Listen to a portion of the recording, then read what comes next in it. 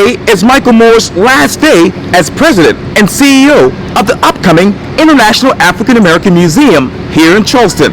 I sit down exclusively with him to talk about his 3 years on the job and what's next for him for the special edition of Quintin's Close-Ups.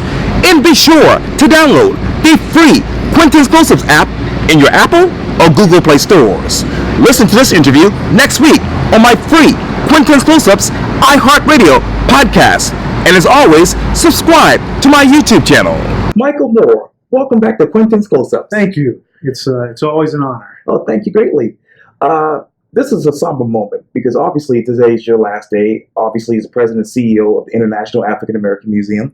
And I want to go back to the Charleston City paper in which former Charleston Mayor Joe Riley said this about you, quote, "On behalf of the entire IAAM team, I want to express my deepest gratitude to Michael for his leadership and service as our president and CEO. As we prepare for our groundbreaking later this year, it is with filled hearts and utmost appreciation that we bid him farewell, that is." 3 years ago to right now, what is that one word to describe your legacy? Foundation, I think. And first, let me just say, Sure. It's really a pleasure to be with you again. I remember when I first got here about 4 years ago, somehow I came across your YouTube channel or something, and it was great because as a newcomer to Charleston, watching all of your videos gave me a sense of who the people I needed to meet were and what the issues were. And so Quintin's Close-Ups was great. And then after a while, I started to get jealous because I was like, okay, well, what does his brother have to do to get on Quintin's Close-Ups? So it's great to be with you. Yes. You provide a really wonderful service to the community and broader. And so thank you. I mean, I think to your question, I think foundation, when I got here, of course, it was a wonderful idea, an amazingly powerful concept, but we hadn't really raised the money to move forward. There was some design work going, but it was all still very, very early. A lot of community input had been generated, but all of that input was being shaped in ways that would help to move things forward. So it is sort of a bittersweet day, but it is a day overwhelmingly where I feel just proud of the project, proud of having been involved in the project, proud of the work that we're doing. We've got an amazing team of people here. When I got here, there was another administrative person, Lauren Crawford, who did amazing work. Before her, even Felicia Johnson was the one person having to shoulder the burden of this entire project. So, now we're at a point where we've got 8 or 9 people.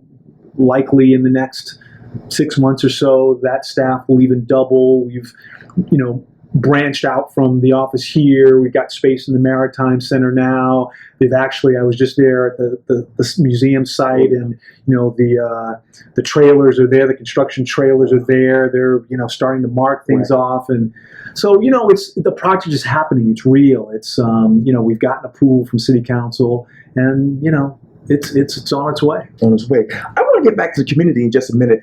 You mentioned earlier about the fundraising. Where are we with that as we sit here right now? I think there's a little bit more money to raise, and there will always be, to be realistic, there will always be money to raise, but certainly all of the money required for the guaranteed maximum price for the construction of the core and shell of the building has been raised and is in the bank essentially. We're continuing to raise additional funds to help build out the furniture, fixtures, and equipment, the exhibitions and the like, and luckily we've got some time for that. We've got to build a building before we have to spend the money on that. So let me reset. What does the International African American Museum mean to you?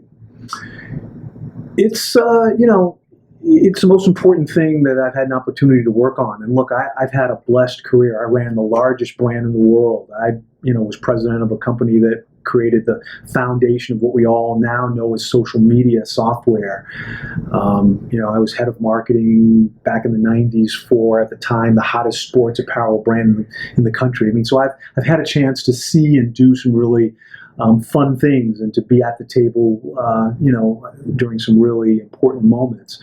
But I think this one is the first time where I've had an opportunity to leverage all of that experience in service to doing something good, to giving something to the community, to creating something that will really shine brightly, not just on Charleston, not just on South Carolina, but on the country and on the world. So it's a powerful project.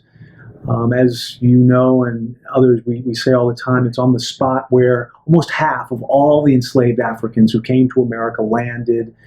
And, there are some really, really wonderful people who have dedicated their lives to making this just as powerful, as impactful, as meaningful, as collaborative a place as it can be. And I feel good in passing the baton off to that team. That team. You talked earlier about Charleston. If the average citizen of Charleston were to walk up to you on the street tomorrow, how would you describe your job as president and CEO right now? Well, it has largely been sort of helping to drive the fundraising effort. Okay. But beyond the fundraising and beyond raising the money to help get the building out of the ground, which is happening imminently, it's been to hire the team, it's been to guide our consultants, our architects, our exhibition designers, our landscape designers to help help them do their best work. It has been to engage with the public, to share the vision, and to generate some real feedback and direction from them on this project. It's been to be the face of the project. It's been wonderful. Wonderful. How much have you learned about African American studies and museum studies under your tenure? Well, I've learned an enormous amount. I have the benefit of having been the son of an African American studies professor and having been, based upon my association with Robert Smalls, right, just having a real appreciation for the content, for the topic, and having, read a lot. And so I wasn't approaching that, the topic from a sort of just a completely fresh standpoint. But the notion of helping to guide a museum is one that has been new. But, throughout my career, I've led consumer marketing companies where we've been focused on creating something that the end user, that the consumer will appreciate and like and get enormous value out of. And so I've leveraged all of those skills in service of helping to guide the creation of this experience. And as I mentioned, we've been able to hire amazing people. Our chief curator, Joy Bivens, is amazing at what she does, and she is creating something that will be really stellar. Our head of education and engagement, Brenda, Brenda Tyndall is, creating really a really strategic, rich set of interactions that will support teachers and, support K through 12 learning, but also lifelong learning. And so, we've got a great team, and the museum professionals, have come in and are doing their thing. And I think it's now really the responsibility of our next CEO to come in to help build this building. They will not have had an opportunity to design it. That was largely under my purview, but they'll have a chance to build it and then to operate it. And so I think that's an appropriate, place to sort of make that switch. Speaking of which, what was it like for you to review and approve the design of the museum as we're about to see in a couple of years? Well, first of all, in many ways, I was a conduit to sort of getting approval of our board to do that, and we've got a very thoughtful, very, very talented board, and they were involved. But it was not. It was a great experience. It was not a distant or uncomfortable kind of a thing, because again, I've been focused my entire career on how people interact with things, and whether it's a product or service. In this instance, it's an experience, and so I really dove into the physical space that was being designed, architected by our architects, and then by focused an enormous amount, of course, on the exhibition design and museum experience, and helped to really create an sort of interaction interface between those two elements to make sure that the building really was being finally designed in service to the museum experience that was being developed. So no, it's an enormous challenge, but it was one that I really, really enjoyed. Speaking of which, when do you foresee the museum having a permanent collection of artifacts like museums or facilities for housing borrowed collections? The museum is going to have a permanent collection at opening. It'll have, couple of hundred things. Now, the museum at this point is not planned to be a collecting museum. Okay. For example, the Smithsonian African American Museum, they only display a small percentage of the items that they've collected. We are going to be out collecting a very robust, rich, dynamic sort of collection, but we're going to display that collection, the vast majority of those items. So. And you talked earlier about education. Do you also foresee the museum planning to address issues such as mixed race genealogy and land rights? Well, I think if nothing else, the museum will provide a place for people to come and to learn and to get information to help them develop points of view and opinions about those issues. Our Center for Family History will be a place where people can go and explore their personal strand of this broad story of African American history that we'll be telling. And, DNA obviously has, tells interesting stories and we'll help people sort of identify that, those people who choose to take advantage of that, and then we'll help facilitate their consideration of those facts. And I know obviously the city of Charleston apologized for slavery a year ago. A year later, does the International African Americans Museum by chance support reparations for descendants of African Americans? I don't think the museum will take a formal position. Again, I think the museum's role is to elevate the history, the facts, and then that will help people to come up with their own sort of points of view on things. I mean, I have a personal point of view, but I think the museum is about disseminating information and empowering people to come up with their own points of view. You talked earlier about the location. You just went down there just recently. How many African American businesses do you hope will be located within the museum once it opens? As many as can be developed. It's already, as you know, a fairly developed part of the city. Sure. The lot where we're blessed enough to be able to be building is but one sort of vacant lot in a sort of area that is fairly developed, and there are other things going around. But I think one of the powerful things that the museum will be able to do is to direct people to other historic sites and other businesses and the like.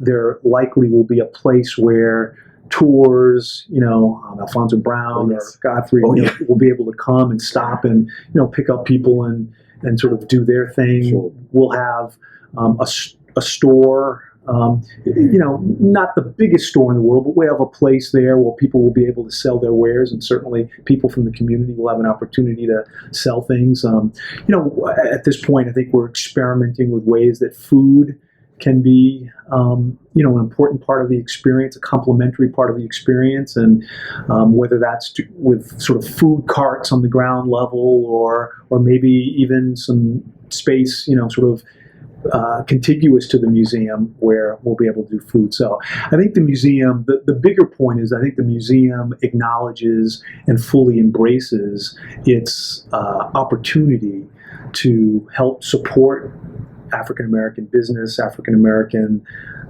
cultural kinds of endeavors, and sees itself as a hub. It will attract lots of people, Sure. but then we'll be sending people out to engage with these other sort of things. You talk about opportunity. How much will the African American community have much input as far as the continuation of the museum design in your mind? Well, the design itself is a long way down the line to being developed. But let's sort of be clear about how we got to this point. Mayor Riley announced his vision for this back in 2000. Pretty soon after that, Congressman Clyburn chaired a committee of local citizens. Sure. most of whom were African American, who came together and really developed the idea, the notion of what this museum would be, what it would be named, what it would be included, where it would be located, how it would approach things, the aspect, for example, that it's international. Right. That was a part of this. All of those things really rose up from the community. And then really in the last 4 or 5 years, we've been out raising money to be able to execute against those sort of community-driven objectives. But now, and during that period, we really didn't have money to have a staff that would be able to engage. I have been in the community. I mean, I would do something there every week. I'd be out doing some things, but it was more an opportunistic opportunity. If someone invited me, I would, was always happy to go and to speak and to engage. Now we've got, 2 people, Brenda Tyndall and Reverend Demet Jenkins, who are focused on community engagement and education, kinds of matters. And so, a really strategic and generous and robust community engagement effort has been created. And, I think there are going to be lots of opportunities for the community to be involved from a programming standpoint, as well as ongoing in terms of impacting, there's a changing exhibit space, for example, in helping to impact what's going to be in that changing space. What are the programs that are going to be at the museum? What are the, kinds of other things that about the museum experience beyond just the physical architecture? And you talked about those community-driven objectives. What are they? Well, it's to engage with all the communities of the museum. I think that certainly the Charleston African American community is one of them. Nationally, we have responsibilities, and even internationally. This is the International African American Museum. Certainly, we are telling the story of those who landed here, and we're going to tell the story of those who stayed here, but the story is much broader than just a Charleston story. We're telling the story, for example, of the African Americans who were here, brought here in chains, but who left with the British in the 1780s and went to Nova Scotia after the Revolutionary War. Those folks then left Nova Scotia and went to Sierra Leone and founded what is now its capital, Freetown. We'll tell that story. We'll tell the story of the diaspora, of how people got here and spread out throughout the country, back into the Caribbean, back to Africa. So it's a broad story. We are certainly we're going to tell the stories about those who remained here, and that's very important. And we have the benefit and the blessing of having those descendants of those folks, still here to be able to engage with on that aspect of the topic. But it's not going to stop there. Okay, and let me stay on that, because to what extent were long-term and economic, cultural benefits to the African and African American communities considered in this planning at the museum? I mean, I think, as I mentioned, I think we see our role and responsibility as a hub, and attracting people and then sending them out. So we'll get people. One of our central galleries is focused on South Carolina history. It has a long, maybe 30-foot computer sort of screen that people will be able to interact with. It'll be a big map, and so people will be coming here, but then we'll be sending them to the Avery, or sending them down to Penn Center, or sending them to the various other historical sites. We'll be facilitating African American cultural and economic growth in just about every way that we can. Now, how do you hope this African American community contributes to the museum once it opens? I think it's critical. I mean, we obviously aspire that this is a living place. It's not just a place where people go and look on the walls and see pictures. It's a living, dynamic, changing kind of a place. And so the hope is, and we've already developed really wonderful, amazing relationships in the community. We have raised, we've got well over 1,000 charter members here. We've raised, lots and lots of money, hundreds of thousands of dollars. A number of the local African American churches have gotten together and given really generous sums to help support the cause. So we've got the support, and we will continue to nurture that, to generate more of that, and to create a real conversation with the community. Now, once the museum opens, how do you hope to contribute to the museum later on down the line? It's a great question. I'm going to continue to be involved. I'm really looking forward to groundbreaking. I want to make sure everyone knows that the groundbreaking events are October 24th and 25th. On the 24th, there will be a number of programming kinds of things, as well as a faith-based service to help consecrate the space that we are, we'll be breaking. And then on the 25th in the morning, I believe at 10 a.m., we'll have a groundbreaking service. And so, we're excited. We're working hard, and I will be there at groundbreaking, and we'll look forward to giving remarks. And I'm not going anywhere. I'm continue to be around and continue to support the project really in any way I can. Now, you talk about support. How much proposal? Let's say this. What proposals do you want to hear from the community next? Any lasting proposals? I think various people from the community engage with the museum on those issues that are most important to them. Some of those people, it's focused on, the stories that are being told and how they're being presented. Some of those people, it's around economic issues, making sure that there's an appropriate level of African American business involvement in the project. Some people, it's around programming and making sure that they have an opportunity to influence the kinds of programs, and some of it's education. So I think the museum is really engaging with people in a variety of different ways, and we look for community feedback on just about all of them. That's so great to hear. Well, Michael Moore, thank you so much for your time. Again, welcome back to Quintin's Close-Ups, and good luck to you, and God bless in the future. Thank you, and I hope this isn't the last time. Oh, no, I'll be here too. Let me also just say, if I could just add really briefly, it was always planned that I would leave. Initially, I thought that it was going to be maybe a year and a half or so that I would come and help to sort of get the project over the fundraising fund, end line. Right. It took longer. At that point, before then, I was sort of commuting and bringing my family back and forth. And at that sort of year and a half mark, I said, you know what? This is going to take a little bit longer. Everybody's got to come down here. And, my family loves it here. For me, it is always surreal. It's always wonderful to walk the streets and to imagine, many generations of my ancestors walking on these same steps.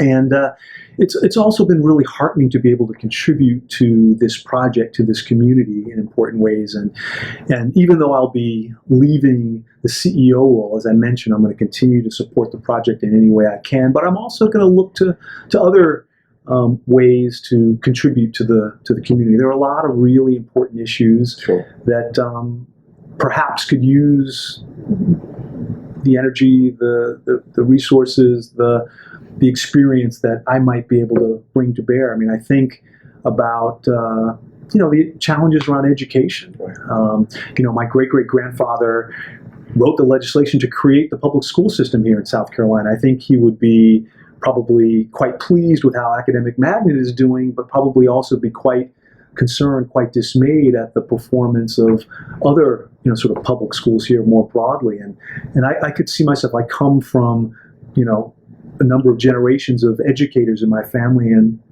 I could see myself trying to figure out a way to help out there. There are a number of issues that are of real critical importance to the community. I have appreciated the opportunity to contribute in this way, and will continue to look forward for ways that I can add value and contribute and move things forward in a positive direction. And as I mentioned before, I appreciate the role that you play in the community, and I thank you, and we'll look forward to seeing you and chatting with you again in the future. Yes, sir. I'll be right here. Thank you greatly. All right. Thank you. Yes, sir. Okay. Thank you.